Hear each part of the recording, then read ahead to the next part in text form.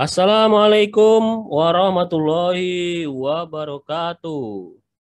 Selamat pagi, selamat siang, dan selamat malam bagi kamu yang menyaksikan video ini pada malam hari. Terima kasih pada rekan-rekan yang masih setia di channel Sedang CPT. Pada kesempatan hari ini, kita akan kembali menjelaskan mengenai salah satu bagian dalam OOP, yaitu enkapsulasi. Hari ini kita akan mempraktekkan konsep daripada enkapsulasi menggunakan Visual Studio Code. Untuk itu, silakan disimak penyampaian kita berikut ini.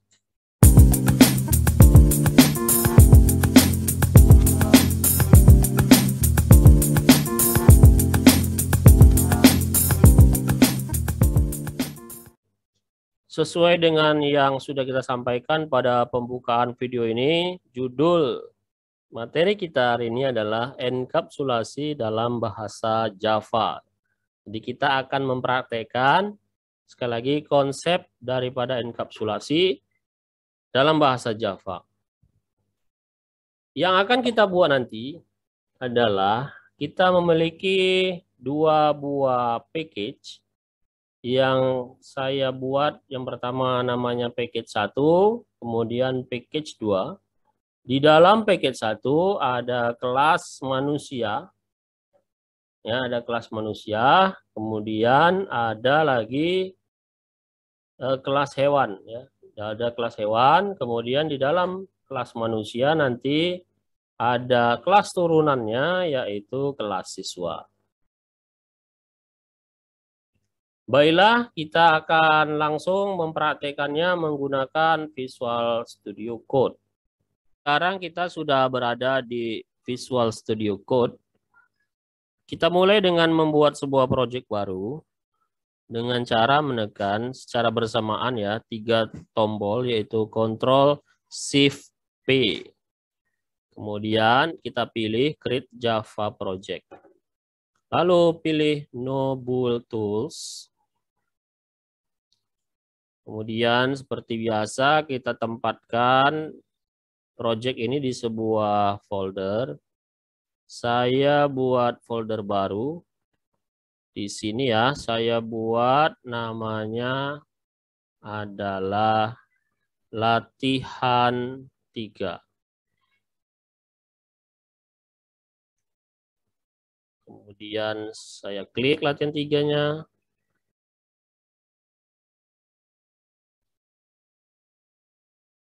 Lalu kita pilih select the project location. Kemudian kita berikan nama project ini, misalkan namanya enkapsulasi.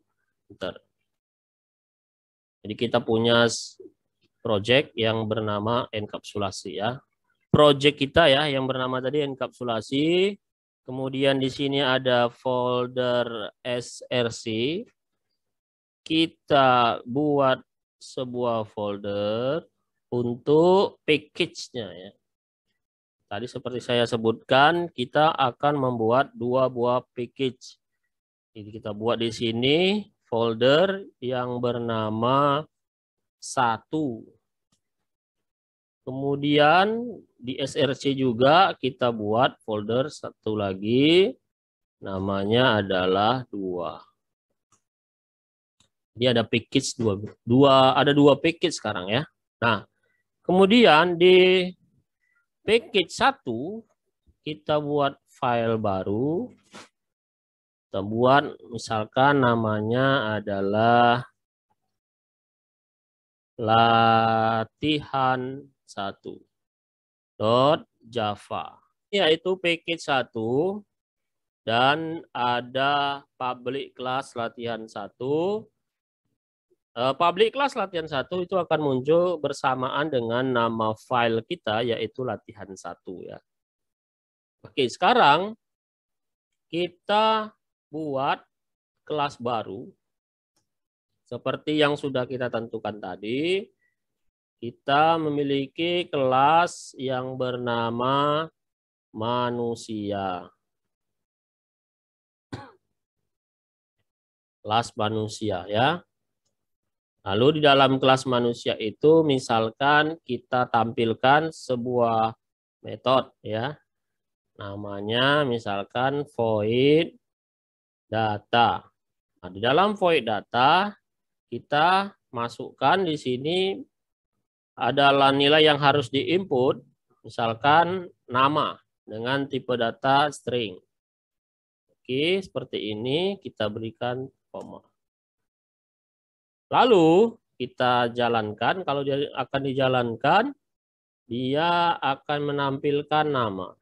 Ya, jadi kita masukkan di sini sistem out print line, kemudian nama, titik 2, lalu kita buat tanda tambah, lalu kita masukkan adalah variabelnya ya, yaitu nama.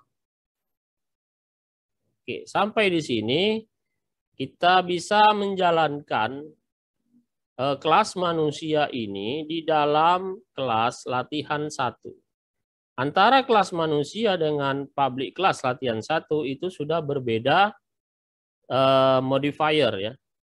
Kalau di kelas manusia itu modifiernya adalah default, artinya tidak kita ketik di depannya. Sementara di latihan 1 itu modifiernya adalah public. Sekarang kita akan coba menjalankan kelas manusia ini pada latihan 1. Misalkan kita memiliki public static void main.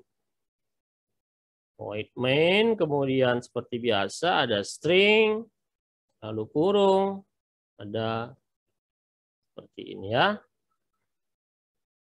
Nah, kemudian kita misalkan membuat sebuah objek. Buat objek untuk kelas manusia di dalam kelas latihan 1. Kita buat seperti ini. Manusia. Kemudian misalkan kita buat namanya adalah manusia 1 sama dengan new manusia, buka kurung seperti ini. Karena tidak kita menggunakan konstruktor, jadi di dalam ini tidak kita isi ya. Enter. Sekarang coba kita menjalankan metode yang berada pada kelas manusia oleh kelas latihan 1. Nah, caranya kita bisa buat seperti ini, manusia 1 dot data ya. Data, kemudian misalkan namanya kita buat adalah Lili. Nah, ini kalau kita jalankan, seharusnya dia bisa muncul ya. Ini adalah tampilan dari metode data yang sudah kita jalankan tadi dan menampilkan data nama yaitu Lili. Ini ya, ini. Kalau misalkan kita kembali melihat kenapa dia bisa dijalankan, itu karena void data itu tidak ada modifier di depannya yang kita ketikkan. Maka secara otomatis dia termasuk menggunakan modifier yaitu default. Ya. Kalau misalkan kita ganti menjadi protect, ya, kita ganti modifiernya menjadi protect, apakah dia masih bisa dijalankan atau tidak? Coba kita run ya.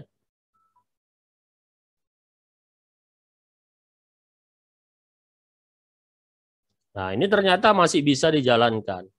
Kenapa? Karena juga protect itu memungkinkan kita untuk mengakses sebuah data yang berasal dari kelas yang berbeda. Ya, tetapi berada pada package yang sama. Berada pada package yang sama. Package apa mereka ini? Yaitu package 1. Oke, package 1. Lalu bagaimana kalau sekiranya void data ini saya ganti menjadi privat. Ya, nah kalau dia privat, kita lihat apakah masih bisa dipanggil atau tidak. Kita lihat ya. Nah, ternyata dia tidak bisa dipanggil, error. Kenapa dia menjadi error? Karena memang kalau privat itu tidak bisa diakses oleh sembarangan kecuali berada pada kelas yang sama. Kita lihat di sini bahwa manusia 1.data itu berada pada kelas latihan 1, sementara metodenya yaitu void data berada pada kelas manusia. Artinya mereka ini sudah berbeda kelas, ya, berbeda kelas. Lalu bagaimana caranya kalau misalkan void data ini mau ditampilkan, ya harusnya dia berada pada kelas yang sama. Nah, ini misalkan kita buat seperti ini ya. Kita buat misalkan satu lagi public static. Kita buat void main-nya yang baru ya. Public static void main di dalam kelas manusia ya. String, kemudian tanda kurung seperti ini, seperti biasa. Lalu buka kurung, kemudian misalkan saya tutup dulu di sini ya. Saya tutup dulu. Nah, saya tutup. Kemudian saya misalkan buat sebuah objek baru di sini di kelas yang sama dengan data tadi ya, yaitu manusia. Manusia. Kemudian manusia 2 sama dengan new manusia. Kurung seperti ini. Kemudian saya coba panggil ya metode yang bernama tadi ya void data. Kita lihat apakah masih bisa dipanggil atau tidak. Manusia 2 dot data. Ini kemudian kita berikan namanya adalah Julham. Nah, kita lihat apakah bisa dijalankan atau tidak. Sekarang kondisinya dia sudah berada pada kelas yang sama ya. Kita jalankan yang sini ya. Lihat.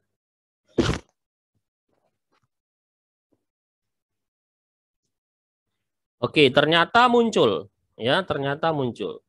Kenapa bisa muncul? Karena walaupun dia menggunakan modifier yaitu privat, asalkan dia berada pada kelas yang sama, maka dia bisa dijalankan. Oke. Kemudian kita akan membuat sebuah kelas turunan di sini ya untuk kelas manusia. Misalkan kita buat di sini kelas kita tadi sudah buat yaitu siswa extend yaitu manusia. Ini ya. Oke. Baik, setelah kita membuat sebuah kelas turunan untuk manusia, coba kita panggil dengan cara kita hubungkan dia ya. Kita buat sebuah metode baru di sini. Namanya void salam ya, void salam. Kemudian ini kita kosongkan saja tanda kurung seperti ini. Kemudian isinya adalah sistem out print line. Apa kabar ya? Ya, kita lihat di sini. Nah, void salam yang berada pada kelas manusia sekarang menggunakan modifier yaitu default. Bagaimana caranya? Pastinya dia harusnya bisa dipanggil ya, dipanggil oleh kelas turunannya. Kita lihat di sini yaitu kita buat sebuah void baru. Void tampil salam. Ya. Void tampil salam. Kemudian tanda kurung seperti ini. Enter. Kemudian kita tambahkan perintahnya ya di sini, yaitu dia akan memanggil yaitu metode yang berada pada kelas induknya ya. Is dot salam ya, ini ada di sini.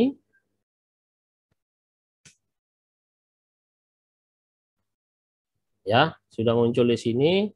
Nah, bisa kita jalankan dengan cara membuat sebuah objek baru untuk kelas siswa. Siswa, kemudian siswa 1 sama dengan new siswa ya, dalam kurung seperti ini.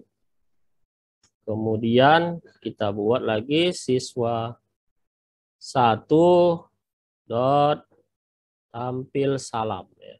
Seperti ini. Coba kita jalankan. Oke, sekarang muncul ya bacaannya, yaitu apa kabar ya. Ini adalah kelas turunan daripada kelas manusia. Dia bisa menjalankan yaitu tampil salam.